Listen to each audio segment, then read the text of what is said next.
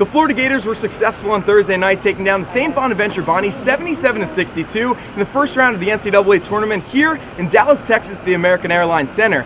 Igor Kulichov led all scorers with 20 points and 6 rebounds, while Chris Chiozza had a terrific night for the Gators. The senior point guard went for 8 points, 11 assists, and 4 rebounds in 31 minutes of action, and guess what? He didn't turn the ball over once. It was a great night for Chiozza, a senior in his last season with the Florida Gators. As mentioned before, the Gators will play Texas Tech on Saturday. They're 2-0 against the Red Raiders, all-time in program history, but the last matchup came in 1962. The Gators won that one in overtime, 81-79. And in our final story of the day, the Florida men's swimming team has won not 1, not 2, not 3, not 4, not 5, but 6 straight SEC championships. That was the final result out of College Station, where the Aggies won the women's title. That's a league record 39 SEC championships in swimming for the Gator men, with 17 more for the women. Pretty good. While Gator soccer is on the upswing, Florida football continues to struggle. The Gators lost to the Missouri Tigers 45-16 on Saturday afternoon, surrendering 42 points in back-to-back games for the first time since 1917. That year, Florida had 14 players on their roster because of World War I, scoring 47 points in the entire season. Interim head coach Randy Shannon highlighted the main issues from Saturday's game earlier today.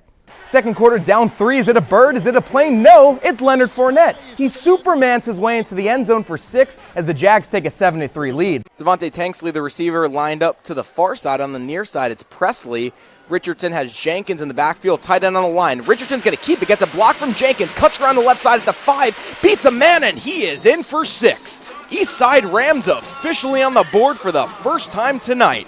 Richardson with the 5-yard touchdown run to the left side, and it is now 7-6 Williston with 5:07 left in the first quarter here at Citizens Field. 2 receivers to the left, 2 receivers to the right side. Strange steps back. It's not a running play. It's a pass. It's over the middle. He has a man, and that ball is caught by Jeremiah James in the middle of the field. The 20, the 15, the 10, the 5, and that's a touchdown for the Williston Red Devils. They lead 13-6 with 3:58 left to go in the first quarter.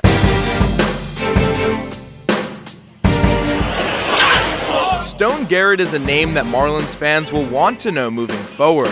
When people think of Stone Garrett, I guess they think of power. The Marlins drafted the power-hitting outfielder out of George Ranch, Texas in the 8th round. He was projected to go much higher in the draft. Pretty bad day, to be honest, because I had so much anxiety and felt helpless just, sliding through the draft. But honestly, it made me the player I am, lit the fire, in my heart to making the player I am. Garrett entered the Marlins minor league system as the 30th best prospect, but his 11 home runs, 933 OPS, and 46 RBIs in Batavia were good enough for him to be awarded the Marlins Minor League Player of the Year in 2015.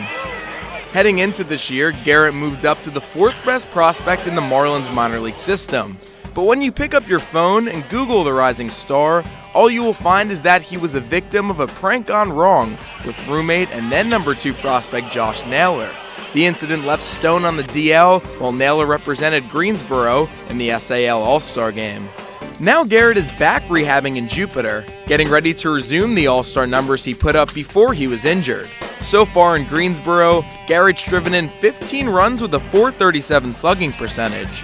Stone is a student of leadership. If I didn't play baseball, I'd want to be a Navy SEAL just because, they push themselves to the limits, and I just think it's a pretty cool job, dangerous, but, they live their life to the fullest. So I look up to those guys in the offseason saying, they push themselves to the limits, so why can't I?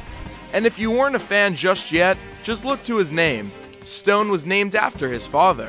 My dad's nickname in high school was Rock. When he was younger, he played with his older brothers in Little League football, so they just said he was tough as nails, or tough as a rock.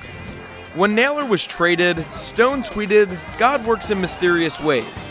With Garrett on the DL, he was a diamond in the rough, a Stone everybody admires. Reporting from Marlins Clubhouse, I'm Jake Winderman.